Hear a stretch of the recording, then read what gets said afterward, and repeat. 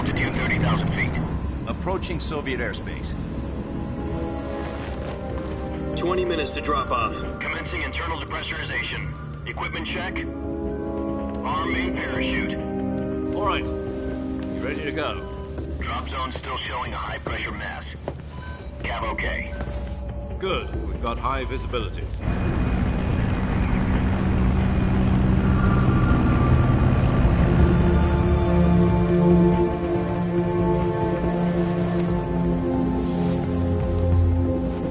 Put out that cigar. Connecting oxygen hose to interior connector. Put on your mask.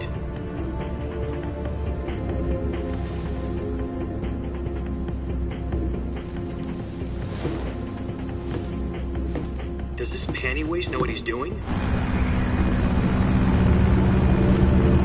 Approaching release point. 10 minutes to drop off. Hey, are you deaf?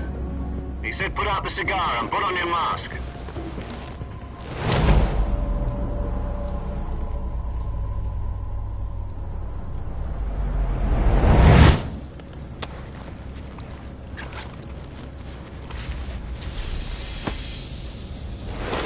Depressurization complete.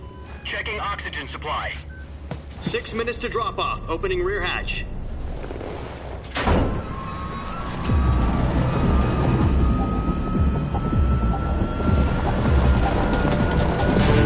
Sunrise.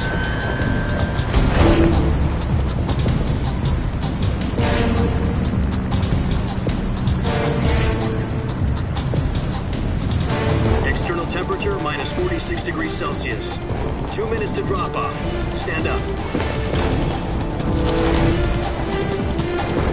You'll be falling at 130 miles per hour. Try not to get frostbite from the wind chill. 1 minute to drop off. Move to the rear. Activate bailout bottle. This is one for the history books. The world's first halo jump.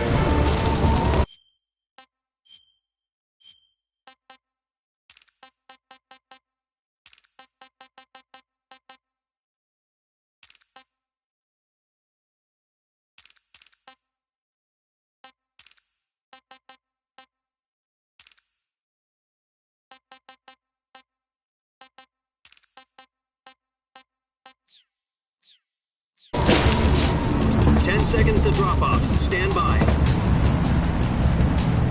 Status okay. All green. Prepare for drop off. Countdown. 5, 4, 3, 2, 1. Spread your wings And fly. God be with you.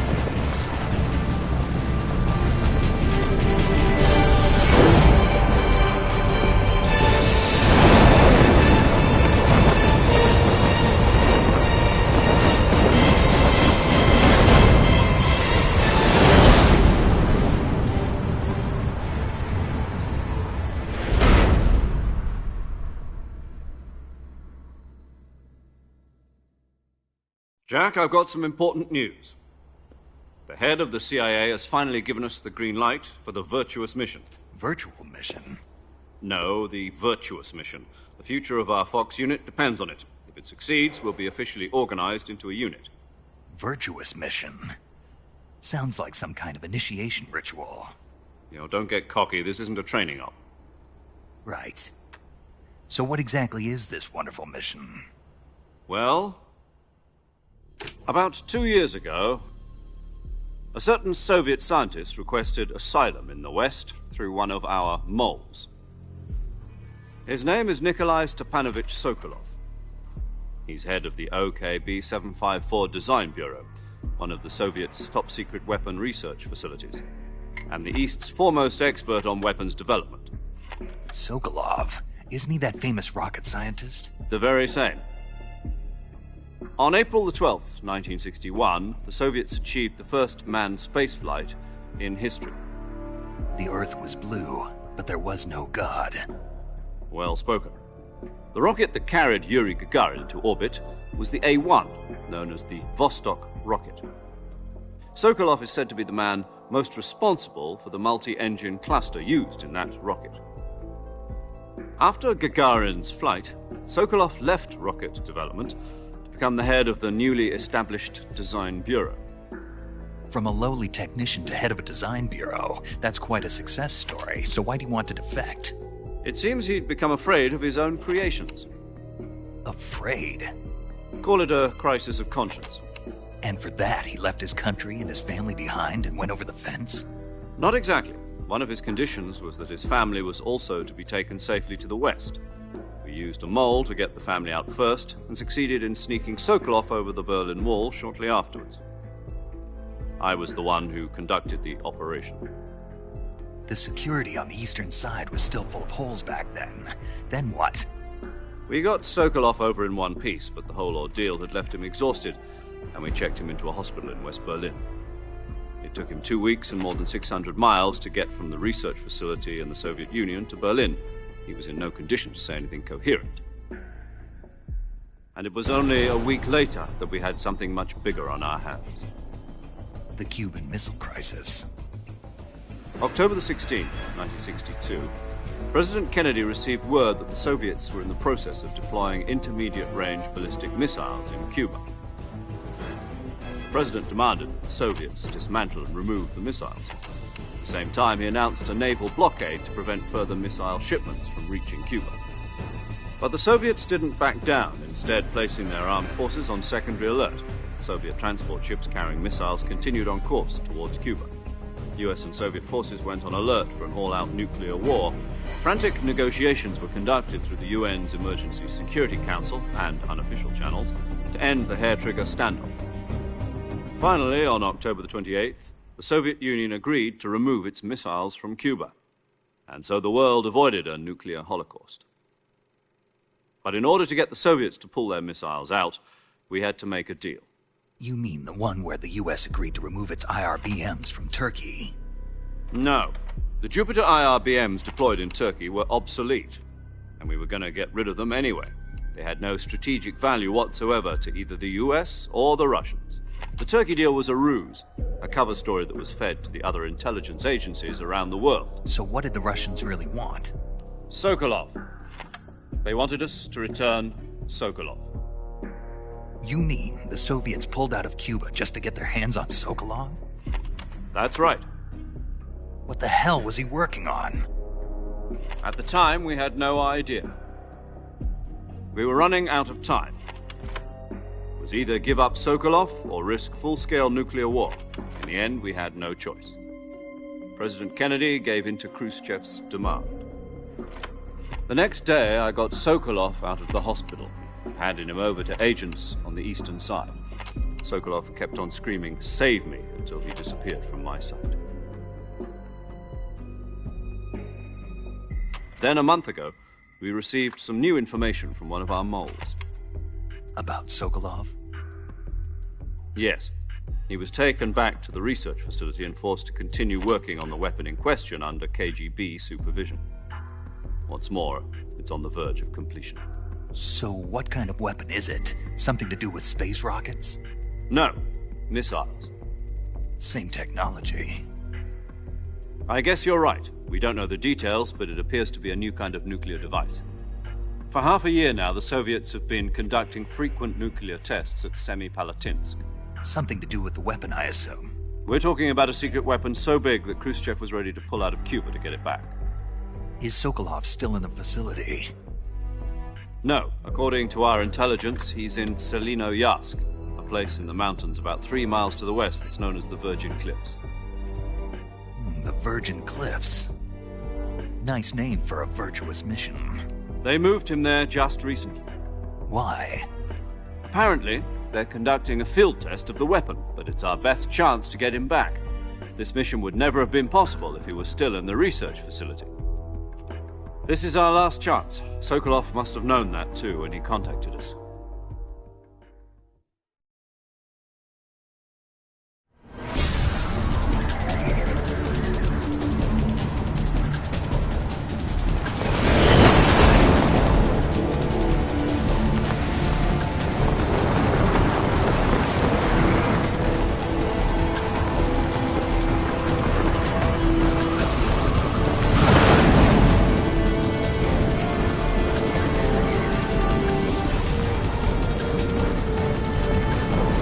Listen up, Jack.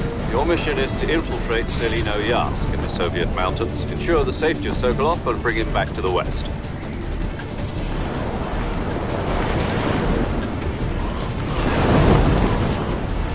If we don't get Sokolov back before that weapon is complete, we'll be facing a major crisis. The clock is ticking.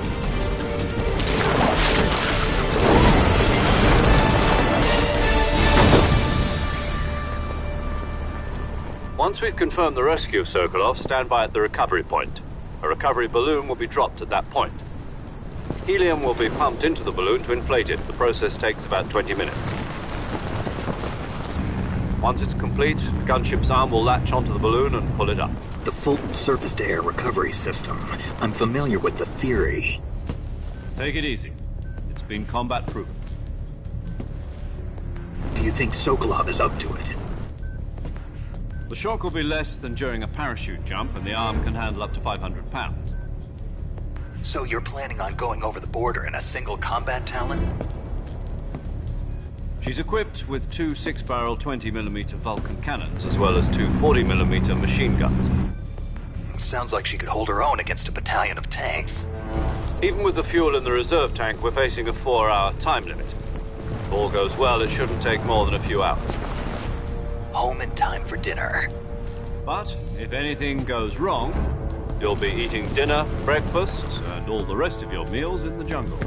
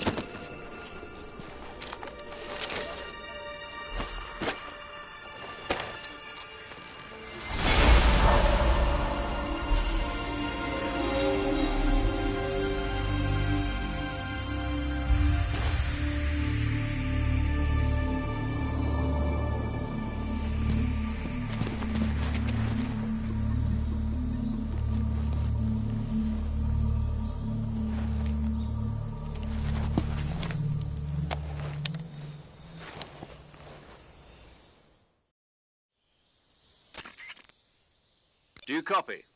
You're already in enemy territory, and somebody might be listening in. From here on out, we'll be using code names to refer to each other. Your code name for this mission will be Naked Snake.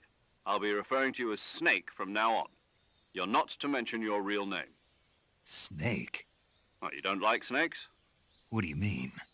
Well, you've eaten one before, haven't you? In survival training. I'm glad to hear that.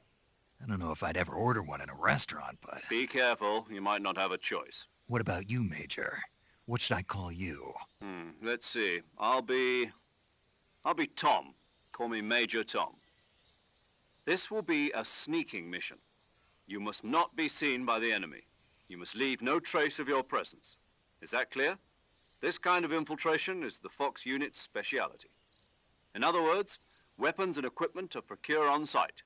That goes for food as well. You're completely naked, just as your name implies. Great. Now I see why you asked me if I like snakes.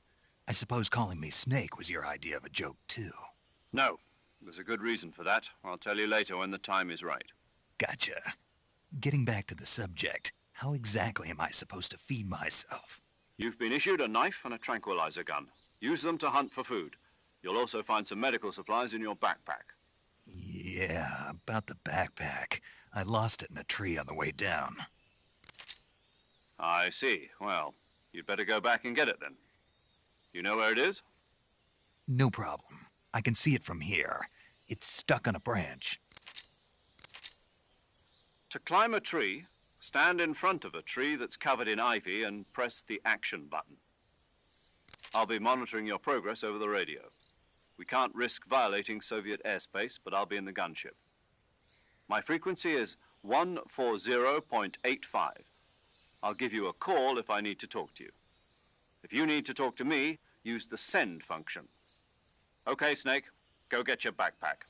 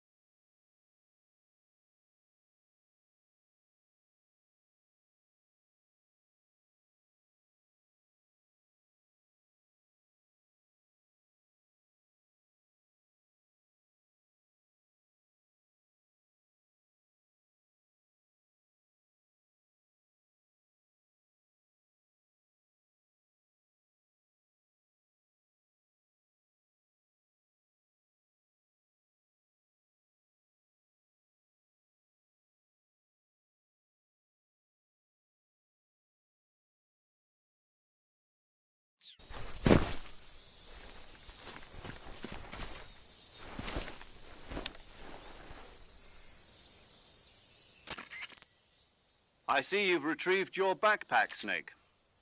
To equip a weapon, it's necessary to take it out of your backpack. In the survival viewer, choose Weapon from the backpack. Your available weapons will be displayed in a list on the screen. From that list, choose the weapon you want to equip and press the Enter button. For other equipped items, just do the same thing from Item. Got it. Use the survival viewer backpack. Yep, that's right. Survival is fundamental to this mission. After you've been out in the field for a while, your stamina will start to drop. If your stamina gets too low, it'll affect your performance. You won't be able to shoot accurately, for example, and your wounds won't heal as smoothly. Keep an eye on your stamina so you don't run out. To recover lost stamina, you can hunt for local flora and fauna. You can use either your tranquilizer gun or your knife to hunt. My only weapon is a Mark 22 Hush Puppy tranquilizer gun? That's right. It's been fitted with its own suppressor. However, the suppressor will deteriorate every time you fire. Once its durability reaches 0, the noise suppression effect will be gone. So don't get too trigger-happy with it. The suppressor's durability is shown in the icon. Any weapons and equipment beyond what you're carrying now, you'll have to find as you go. I have to find my own weapons and equipment? Whose crazy idea was this, anyway? Solo covert actions are standard Fox operating procedure. You can't leave any traces of your presence. No weapons, equipment, footprints, sweat, or bodily wastes. The same goes for bullets and cartridges, too. Your presence in enemy territory is already a violation of international conventions of warfare. There aren't supposed to be any American soldiers in Russia. It could spark an international incident. You can't let anyone see you. You can't let the enemy know you're there. This is a stealth mission. You're a ghost, Snake, in every sense of the word. And there'll be no rescue if you're captured. The military and U.S. government will deny any involvement in the affair. Then I'll just have to take care of myself, huh? I'm afraid so. You've been given a fake death pill for that purpose. SIS guidelines stipulate that soldiers on covert ops like this one be issued a potassium cyanide capsule. Tape it to your body so you can take it when you need to. How generous of you. Use it if you're taken prisoner by the enemy. It'll send you into a state of false death for a short time. Fooling them into thinking that I'm really dead. So how do I come back to life? Just take the revival pill. You mean that thing they put in my tooth before the mission? That's the one. But be careful. If you remain in a state of false death for too long, nothing will be able to bring you back. Remember that. I'll keep it in mind. You said this was a solo mission, right? Right. I guess that means I can't count on any reinforcements. Correct. The mission rests entirely in your hands. A real one-man army. Relax. There's a support team ready to back you up over the radio. Who? I'll introduce them to you. This time, survival is of utmost importance. The first member of the support team will be in charge of monitoring your physical condition, acting as a medic, so to speak, as well as recording your mission data. She's a member of Fox as well, and she's here on the gunship with me. She? Hello, Snake. I'm paramedic. Nice to meet you. Paramedic. As in a medic who comes in by parachute. Aren't you going to tell me your real name? Are you going to tell me yours, Mr. Snake? My name, huh? It's John Doe. And they call you Jack for short. You're a regular Captain Nemo. A name means nothing on the battlefield. After a week, no one has a name. What's your name? Jane Doe. Very funny. I wasn't joking, but I'll tell you my name only if you manage to make it back alive. My frequency is 145.73. She's also in charge of recording your mission data. Whenever you want to save, send a message over the reserved save frequency, 140.96. So saving lets me record my mission data. That's right. It also records the state of your health. Good to know.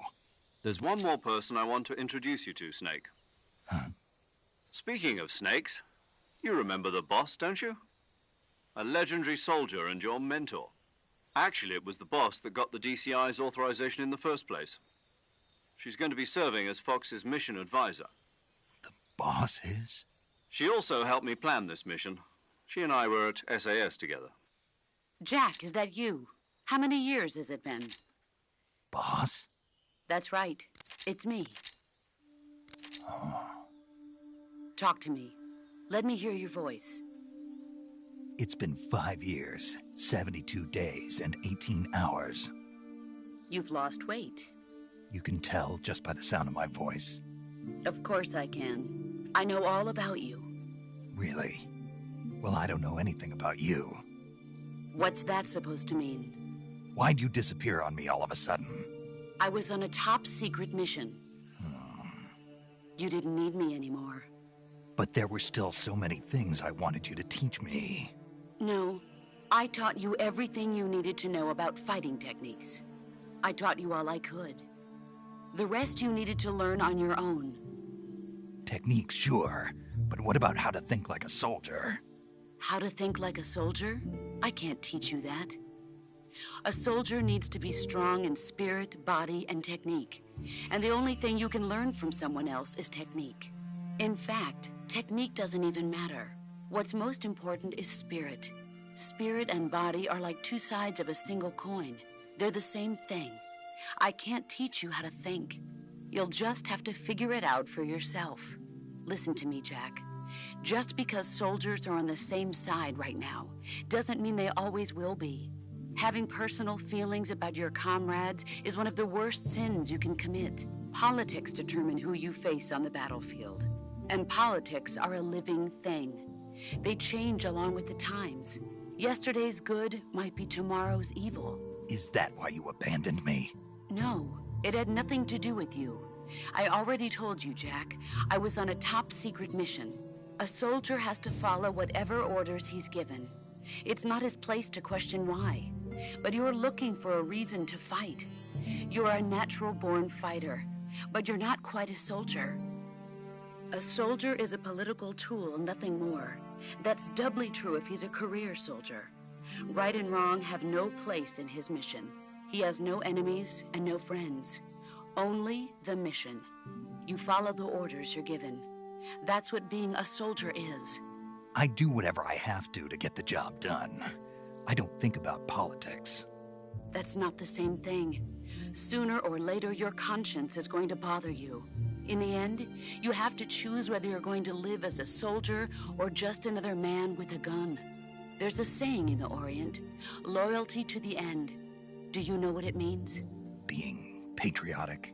It means devoting yourself to your country. I follow the president and the top brass. I'm ready to die for them if necessary. The president and the top brass won't be there forever. Once their terms are up, others will take their place. I follow the will of the leader, no matter who's in charge. People aren't the ones who dictate the missions. Then who does? The times. People's values change over time, and so do the leaders of a country. So there's no such thing as an enemy in absolute terms. The enemies we fight are only enemies in relative terms, constantly changing with the times. As long as we have loyalty to the end, there's no point in believing in anything, even in those we love. And that's the way a soldier's supposed to think? The only thing we can believe in with absolute certainty is the mission, Jack. All right, but do me a favor. What is it? Call me Snake. Snake? Oh, right. Your code name is Snake. It suits you well. That's right. The legendary unit that the boss put together during World War II was a snake. The Cobra unit, a group of heroes that brought the war to an end and saved the world. As long as you've got a legendary hero backing you up, you'll be fine. Isn't that right, Snake? Yeah. I can't think of anyone else I'd rather have with me. Oh, and one more thing, boss. Yes?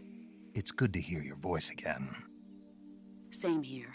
After all, who knows if either of us will make it out alive? Snake, you are always best at urban warfare and infiltrating buildings. But this is the jungle. Survival is going to be key. Those CQC techniques I taught you are sure to come in handy. CQC? Close quarters combat, huh? I've been in the Green Berets for the past few years. I'm probably pretty rusty. Not to worry. I'll be here to help you remember. After all, this is your first actual survival mission. I'll be supporting you over the radio. Where are you, boss? Next to the Major? The boss is communicating with us by radio from aboard a Permit-class submarine in the Arctic Ocean. My frequency is 141.80. Call me if you need my advice on battle techniques. Gotcha. Your mission is to retrieve Dr. Sokolov. Dr. Sokolov is being held in an abandoned factory located to the north of your current position. Avoid heavy combat and don't let anyone see you. Don't forget that this is a stealth mission. Snake, try to remember some of the basics of CQC.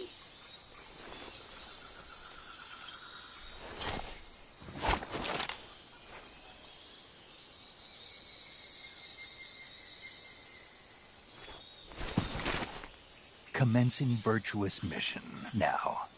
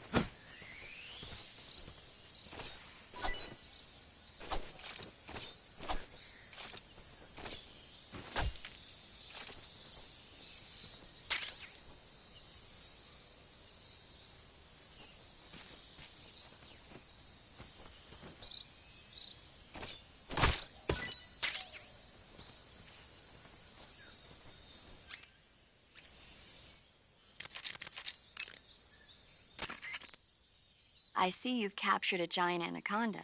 The giant anaconda is believed to be the largest snake in the world in terms of weight and diameter. It's not poisonous, but its large size makes it extremely powerful. They say it even eats crocodiles. Its only natural predator is man. And snake. And snake. The giant anaconda is a very large snake, but you should be able to capture it alive using the tranquilizer gun. Got it. So how does it taste? I knew you were going to ask me that. Glad I didn't disappoint you. So? Well, the guide says it tastes all right. Good. I'll have to try some. Ugh.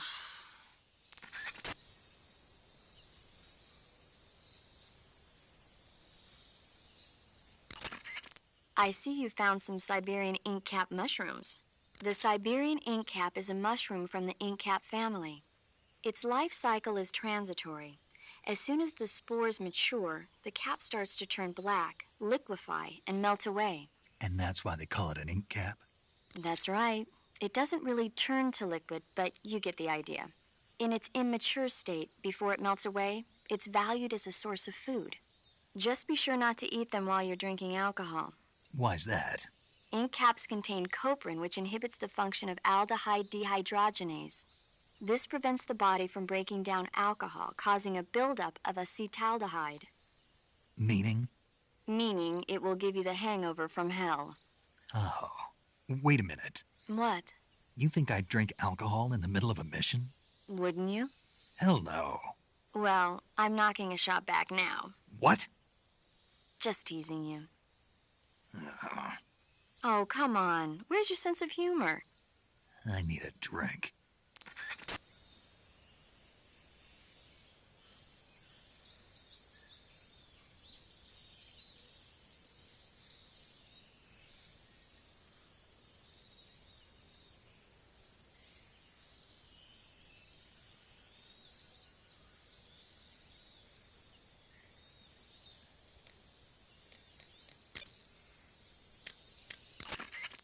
Camouflage is an indispensable tool when you're sneaking through the jungle. To use camouflage, first press the Survival Viewer button to go to the Survival Viewer. Then select Camouflage and press the Enter button. Select Uniform to select Battle Fatigues, and Face to select Face Paint. Choose battle fatigues that match the surrounding environment.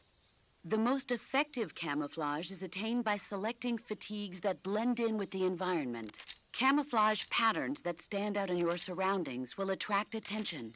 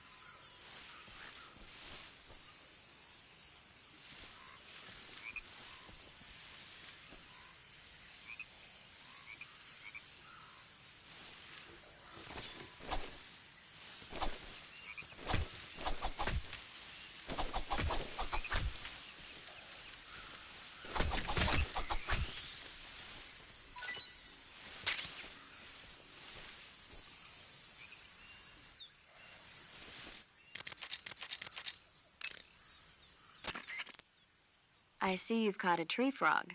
The tree frog is a green frog that's found throughout Asia.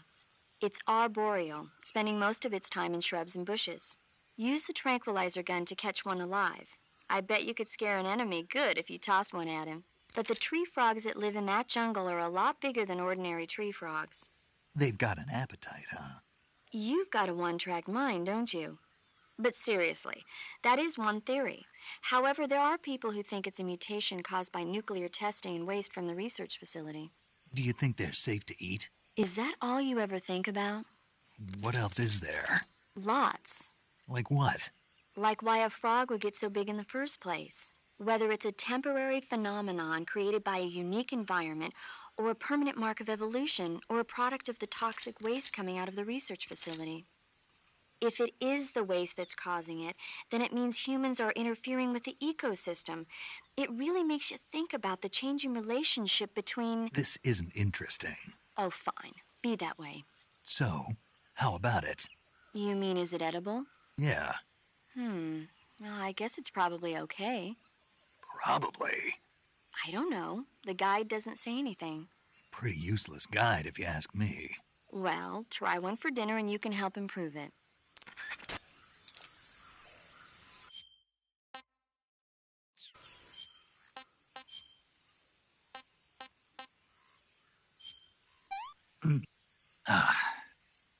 Disgusting.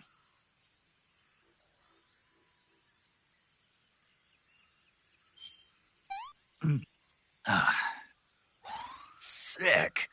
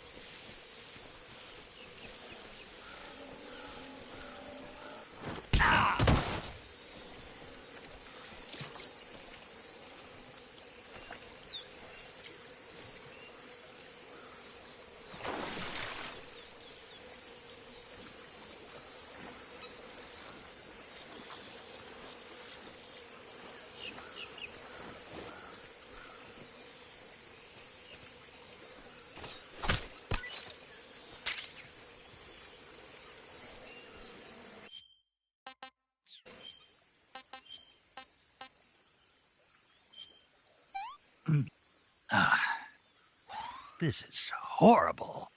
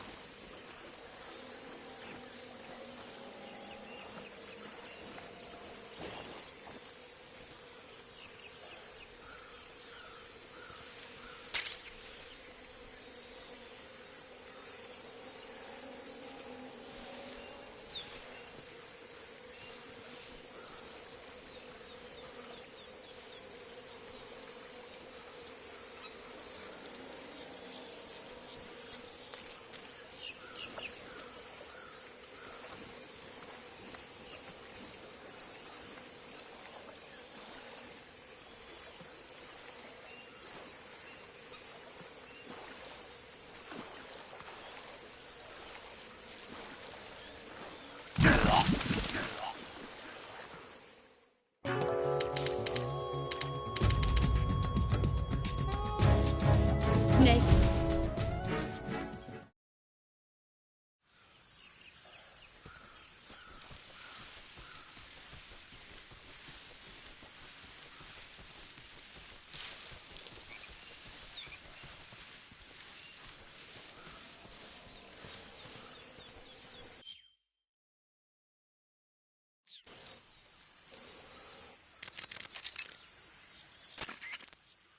Saving the game, Snake?